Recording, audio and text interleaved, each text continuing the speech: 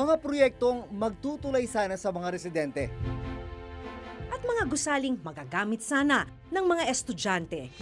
Pero natuklasan ng reporter's notebook na nakatiwangwang, hindi tapos, at hindi napakikinabangan.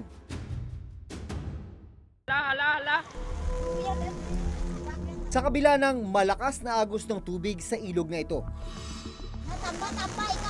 Balunan nyo, ha? Buong tapang itong tinatawid ng ilang residente at estudyante ng Barangay San Gregorio sa bayan ng Lambunao sa Iloilo.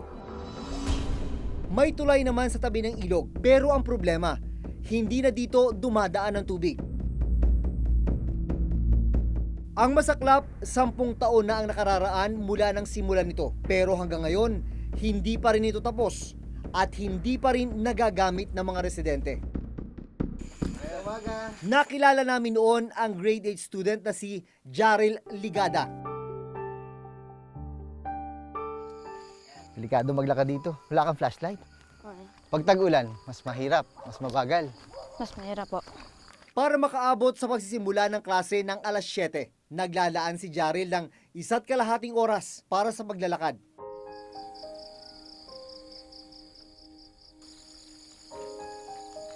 Maliban sa lubak sa kalsada, isang nakatenggang tulay ang aming nadaanan. Tulay na nasa ibabaw ng isang tuyong lupa. Eh ano nangyari? Bakit? Wala na, parang hindi na siya ginagamit. Kasi nag-iba ang direksyon ng tubig. Nag-iba. Kasi ibig sabihin dati dito ang ilog. Opo. Yan yung ilalim na yan. Opo. Hindi rin siya tapos pala. Ibig sabihin nung dati tinatawid nyo dito sa kawayan. Opo. Ano yung experience mo dati dito sa kawayan na to? Minsan po natatakot kasi parang dali na siyang masira.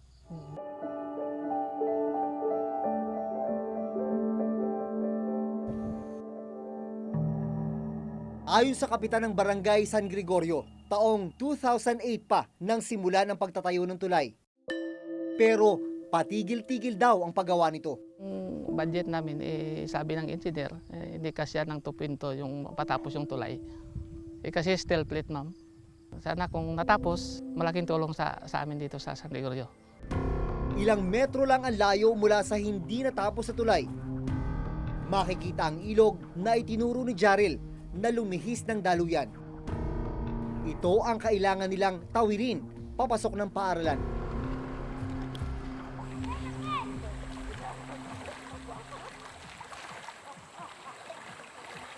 Pero dumarating sa punto ba na hindi kayo nakakapasok dahil sobrang laki ng tubig dito sa ilog? Opo. Isang linggo, hindi kami nakapasok kasi mas malalim pa dito. Ayon sa kasalukuyang alkalde ng bayan ng Lambunao, ang pagkalihis ng tubig sa ilog ang isa sa mga dahilan kaya nahinto ang konstruksyon ng tulay. Ang kanyang ama na dating alkalde ng Lambunao ang siyang nagpatayo ng tulay. Sa information based sa municipal engineer, naitayo yung bridge 10 years ago, noong 2008. Pero it was never finished. Tapos noong 2008 din, nung dumating yung Bagyong Frank, yung direction ng ilog nagbago. So, ando na siya ngayon sa tabi ng original na bridge. Kaya, in part, it rendered the original bridge useless. Inalam namin kung magkano ang ginastos para sa pagtatayo ng nakatenggang tulay sa San Gregorio. Pero sa text message na aming natanggap mula sa alkalde ng Lambunao, hindi pa mahanap ang lumang file ng tulay. Gayunman, nakuha namin sa munisipyo ang Statement of Expenditures na nagpapakitang naglabas ng 2 million pesos para sa rehabilitasyon ng tulay noong 2015. Pero malinaw, hindi pa rin ito natapos. Noong Enero, naglaan ng pondong 600,000 pesos ang probinsya para sa pagpapatuloy ng konstruksyon ng tulay. Posible raw kasi na muli itong maging daluyan ng ilog. 2 proyekto pa ang nakaplanong itayo sa ibabaw ng ilog sa San Gregorio, patawid sa kabilang barangay ng Kaningwan. They requested for the construction of a hanging bridge. And then they have another option, the overflow project. No? These are put in different locations, not in the same spot. Sa mga larawang ipinadala sa amin ng ilang residente ng Lambunao, makikitang natapos na ang konstruksyon ng binisita naming tulay. Bumalik na rin ang ilog sa dati nitong daanan, kaya malaking tulong na ngayon ang tulay para sa mga residente. Ang hanging bridge natin, hindi pa yan na-implement natin at saka pinuposto pa ng LGU Lambunao ngayon na ma-approve yan. Sa ngayong ng Kalahi, waiting pa tayo for approval and release of budget.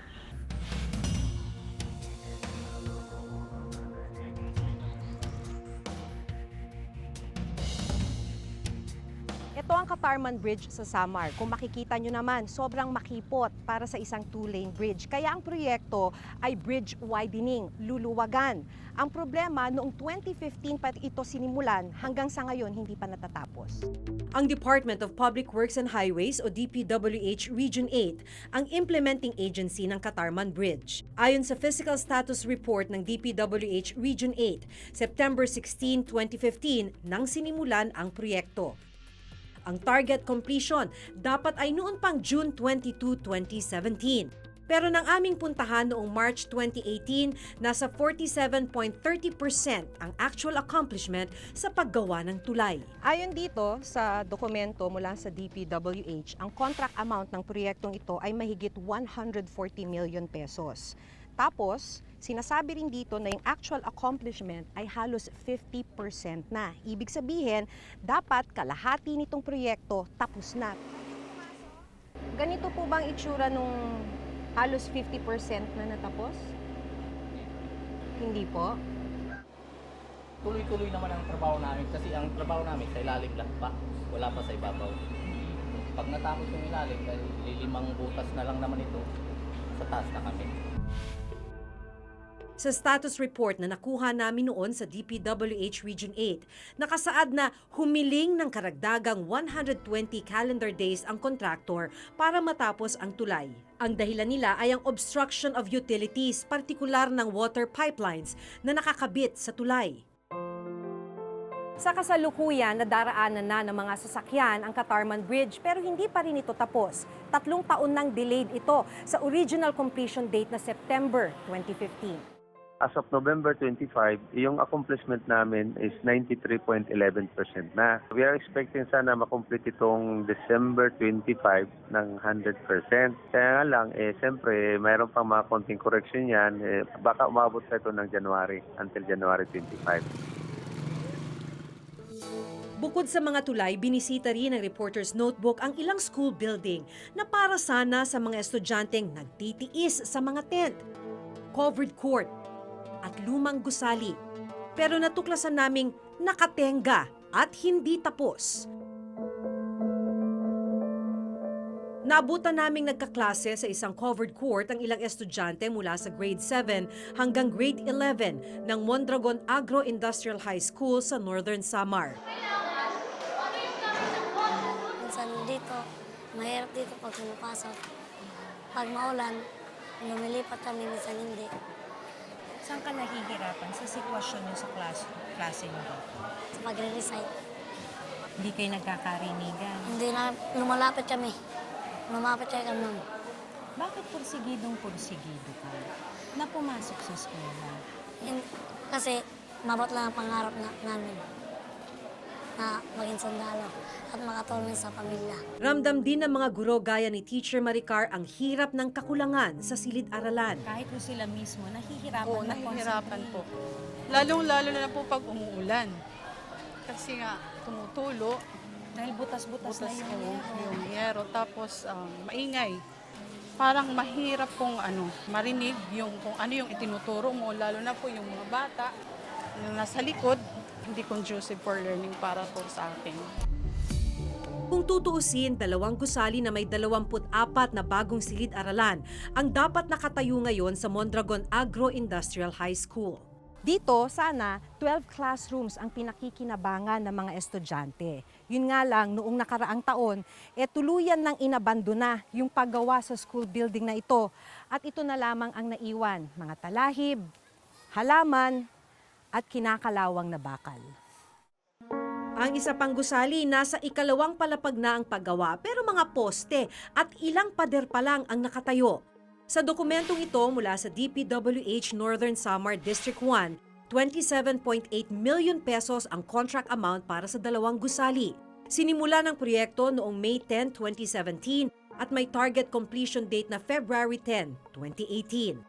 Donasyon ng mga pribadong grupo ang school building na ito. Pagkatapos daw ng 3 buwan na konstruksyon ay napakinabangan na ng mga estudyante simula noong October 2017. Pero itong government project na ito na nauna pang simulan ang konstruksyon ay hanggang sa ngayon nakatiwangwang, abandonado at hindi napakikinabangan ng mga estudyante. Muling nagpaunlak ng panayam si Engineer Ruel Umali. During my time kasi to, ongoing to, kaya lang po slow moving. Nag-expired to ng February, para na-extend yung kanyang kontrata. So, yun ang malimit nilang kwan dyan, weather condition, or minsan due to lack of materials, gawa ng minsan walang mabili silang materials doon, dito pa nanggagaling sa Manila. Sa dokumentong ito mula sa DPWH, umabot na sa 11.5 million pesos ng kabuang pondo ang na-disburse na pera sa kontraktor.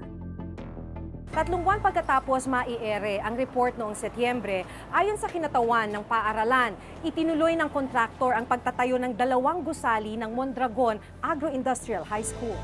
Ang unang gusali na dati puro poste lang, nagkaroon na ng ilang pader at slab. Ang ikalawang gusali, nadagdagan ng ilang slab. Dapat iti-terminate na talaga noon. Pero nag-submit ang contractor ng motion for reconsideration na wag daw muna i-terminate kasi iko-complete daw nila yung project. Sa dokumentong ito mula sa DPWH Northern Samar, as of September 25, 79.60% completed na ang proyekto. Pero napag-alaman namin na muling itinigil ang pagtatayo ng mga ito. Tuluyan na kasing tinerminate ng DPWH Northern Samar District 1 ang kontraktor ng proyekto. Sa Enero, muling magsasagawa ng bidding para sa kontraktor na magtutuloy ng proyekto. Kaya ang mga estudyante at guro, tila mahaba-haba pa ang pagtitiis. Ang tanong, ano ang mangyayari sa pondong naibigay na sa orihinal na kontraktor ng proyekto? Kasi may nangyari yan sa opisina, nakakuha ng advance payment, pwede i-deduct nila yan sa ibang sa project nila, kung saan man meron silang project.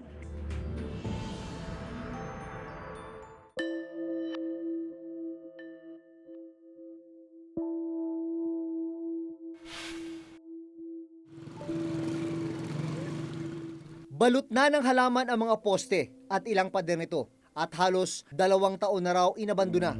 Ganito namin naabutan noon ang dapat sanay 3-classroom school building sa Lungib Elementary School dito sa Victoria, Northern Samar. By this time dapat tapos na, pero until now makikita nyo naman tinubuan na ng mga damo at lahat-lahat. Abandoned ho siya. Kasi yung last na nag-visit ako dito was 2016 at ganito na yung itsura niya. And then hanggang ngayon, hindi pa rin siya nagagalaw. Ang pondong nagastos para rito, 2.8 million pesos. Pero ang ipinagtataka ng DepEd Engineering Office sa dokumentong galing mismo sa DPWH Northern Samar District 1 na siyang implementing agency ng proyekto, idiniklarang 100% completed na ang gusali. Kahit poste lang at ilang pader lang naman ang nakatayo. As of January 31, 2018, ang supposedly 1-story 3-classroom dito sa Lungib Elementary School ay 100% completed. Pero kung makikita natin ngayon yung status ng building, hindi naman siguro natin masasabing 100% completed siya. Makalipas ang halos 4 na buwan, binalikan namin ang Lungib Elementary School. Nakatayo na ang 3 silid. Ayon sa DPWH, ang kontraktor ang gumastos para sa pagtatayo ng mga classroom. Conducive for learning na ito kasi napakalaki at napakaluwang. Kisame na lang ang kulang pero napinturahan na ang mga silid-aralan at ngayon ay nagagamit na ng mga grade 4, 5 at grade 6 students.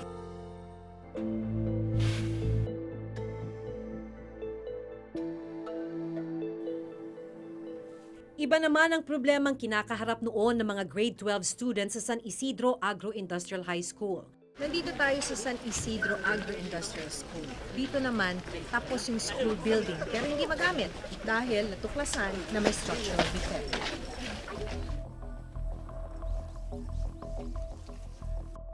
Yung para na siyang, ano ma'am, para siyang nag-sink. Uy! Ganun ba katindi to, sir? Is that what you meant? Yan yung mga circular, oh. Andyan. We need an investigation para makita talaga natin kung ano ang cause ng vibration. Baka mahina ang reinforcement niya. So, yun ang fear natin. At pag mahina ang reinforcement, may possibility na bumigay siya. Bumigay yung sahig. And that is the reason na ayaw niya siyang paggamit muna. Ayaw muna, opo. Ayon sa DepEd, nagastos ang kabuuang 10.4 million pesos para sa gusali. Dahil hindi magamit yung school building, gumawa yung principal ng paraan. Kaya ginamit nila itong lumang building na to. Wala naman kasi silang choice. Talaga naman kasi wala nang ibang espasyo, kailangan daw nila itong pagtiyagaan. Pumapasok yung ulan sa atin. Pagka umuulan, Opo, kasi okay lang po yung bintana. Tsaka dahil po marami kami, sa ipenta po kami sobra. Sobrang init po, parang hindi na conducive yung room para sa amin. Matapos may ere ang aming report nitong Abril, ayon sa DPWH, kaagad sinimula ng pagsasaayos sa gusali. Pinalitan ang buong slab o flooring ng 3 palapag na gusali. Ayon sa DPWH, ang kontraktor ang gumastos sa lahat ng pagsasaayos sa school building. nitong Agosto, dumaan na sa assessment ang school building sa San Isidro Agro-Industrial High School para malaman kung ligtas na itong gamitin. Pero hanggang ngayon, hindi pa rin inilalabas ng DepEd at DPWH ang resulta ng assessment. Mga poste rin ang nadatnan namin noon sa school building na ito sa Alegria National High School. Para rin sana ito sa mga senior high school students. Mas magiging komportable po yung pag-aaral namin kaysa kasi sa mga room namin ngayon na mainit. Taong 2015 ang maglaan ng 10.6 million pesos na pondo para sa pagtatayo ng school building. Target completion nito ay September 4, 2016. Ang contract cost, mahigit 10 million pesos, 10.6 million pesos. Yung contract duration o kung gaano katagal siya dapat gawin hanggang matapos ay 150 calendar days. Ibig sabihin lamang nun, sa loob ng 150 calendar days, dapat tapos na yung proyekto. Pero ito lang nasa likuran lang nung karatula, ito na yung school building na sinimulang itayo noong 2016.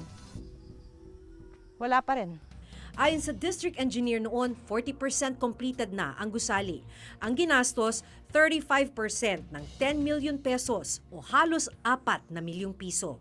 Ang Alegria, kung hindi po ako nagkakamali, 35 o 30%, ganyan po. Nag-release na po kayo ng 30% of the 10 million pesos sa Alegria?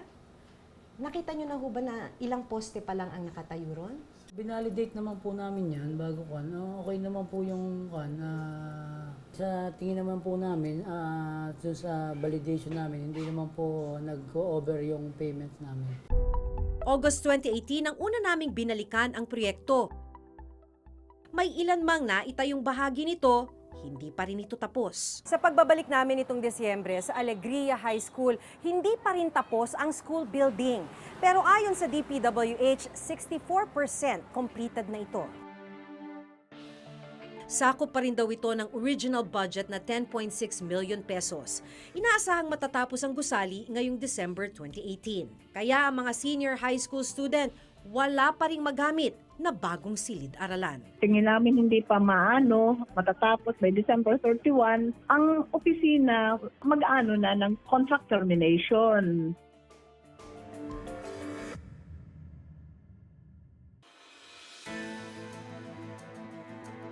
Sa pagpasok ng bagong taon, asahan ninyong patuloy nating babantayan ang mga proyektong para sa mga mamamayan.